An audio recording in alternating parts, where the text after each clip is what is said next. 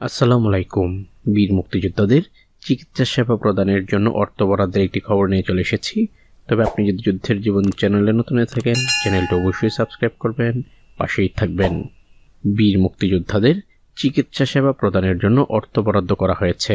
2024-25 অর্থ বছরের বাজেটে মুক্তিযোদ্ধাদের কল্যাণে দেশের সরকারি হাট বাজার সমূহের ইজারালব্ধ আয়ের 4% অর্থ দ্বারা বীর মুক্তিযোদ্ধাদের চিকিৎসা সেবা প্রদানের লক্ষ্যে এ মন্ত্রণালয় হতে জারিকৃত নীতিমালা, পরিপত্র ও মুক্তিযুদ্ধ বিষয়ক মন্ত্রণালয় এবং স্বাস্থ্যসেবা বিভাগ, স্বাস্থ্য ও পরিবার কল্যাণ মন্ত্রণালয়ের মাধ্যমে স্বাক্ষরিত সমঝোতা স্মারকের অনুসারে কয়েকটি শর্ত সাপেক্ষে চট্টগ্রাম মেডিকেল কলেজ হাসপাতালের অনুকূলে 10 লক্ষ টাকা বরাদ্দ প্রদান করা হয়েছে।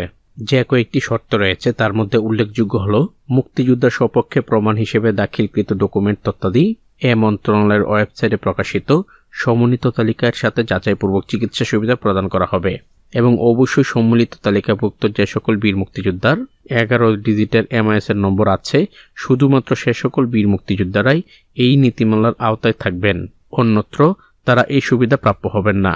আবার যে সকল বীর মুক্তিযোদ্ধার শুধুমাত্র যুদ্ধাহত গেজেট বা খেতাবপ্রাপ্ত গেজেট অন্তর্ভুক্ত হয়েছেন তারাও এই সুবিধা প্রাপ্য হবেন না। একজন মুক্তিযোদ্ধার বিপরীতে বাৎসরিক সর্বোচ্চ 75,000 টাকা চিকিৎসা সুবিধা প্রদান করা যাবে।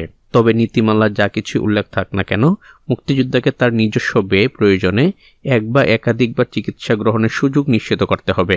বিশেষায়িত হাসপাতালে বীর মুক্তিযোদ্ধাদের জটিল রোগের চিকিৎসা এবং মুমূর্ষ রোগীর জরুরি অপারেশন ও চিকিৎসা প্রদানের ক্ষেত্রে অতিরিক্ত অর্থের প্রয়োজন হলে হাসপাতাল কর্তৃপক্ষের বিবেচনা অনুযায়ী সাকল্যে বাৎসরিক সর্বোচ্চ 3 লাখ টাকা পর্যন্ত চিকিৎসা সুবিধা প্রদান করা যাবে। তবে সেই ক্ষেত্রে ডকুমেন্টসগুলো মুক্তিযুদ্ধ বিষয়ক মন্ত্রণালয়ে প্রেরণ করতে হবে।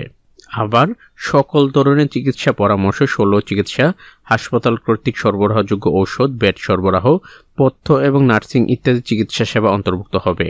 হাসপাতালে অসুস্থ বীর মুক্তিযোদ্ধাদের জন্য প্রয়োজনীয় ওষুধ সরবরাহ সহ সর্বোত্তমভাবে সকল চিকিৎসা সেবা নিশ্চিত করা হবে।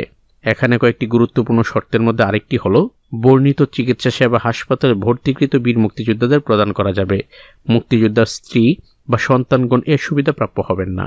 আবার কোনোভাবেই বীর মুক্তিযোদ্ধাদেরকে বা তাদের প্রতিনিধিদেরকে নগদে বা চেকের মাধ্যমে কোনো অর্থ প্রদান করা যাবে না। তো আজ এ পর্যন্তই, দেখা হবে অন্য এক নতুন ভিডিওতে। ততক্ষণ পর্যন্ত সবাই ভালো থাকবেন, সুস্থ থাকবেন। আল্লাহ হাফেজ।